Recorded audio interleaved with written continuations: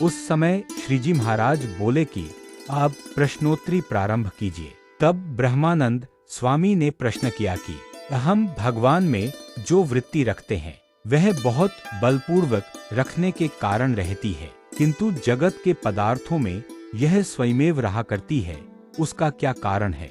श्रीजी महाराज बोले, भगवत भक्तों की वृत्ति भगवान के सिवा अन्य किसी भी स्थान पर नहीं रहती। उन्हें यही चिंता लगी रहती है कि हमें जगत के पदार्थों में वृत्ति रखना ही कठिन रहेगा।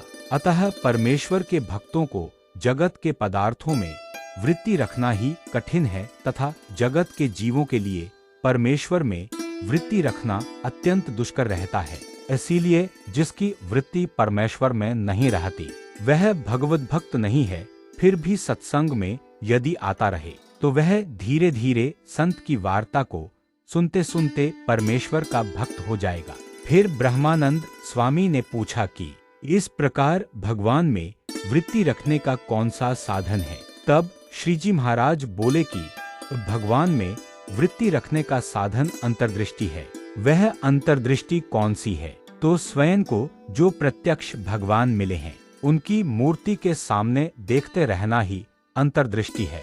यदि उस मूर्ति को छोड़कर षटचक्र दिखाई पड़े अथवा भगवान के गोलोक एवं वैकुंठ आदि धाम दृष्टिगोचर हो जाए तो भी वह अंतर्दृष्टि नहीं है। इस कारण भगवान की मूर्ति को अंतःकरण में धारण करके उसका अवलोकन करते रहने तथा बाहर भी भगवान की मूर्ति को निहारते रहने को ही अंतर्दृष्टि कहा गया है। उस मूर्ति को छोड़कर अन्य जिस जिस स्थान पर वृत्ति रहे तो उसे बाह्य दृष्टि कहा जाता है। इसके पश्चात श्रीजी महाराज परमहंसों से बोले कि अब दो भक्त आमने सामने बैठकर प्रश्नोत्तर का कार्यक्रम प्रारंभ करें।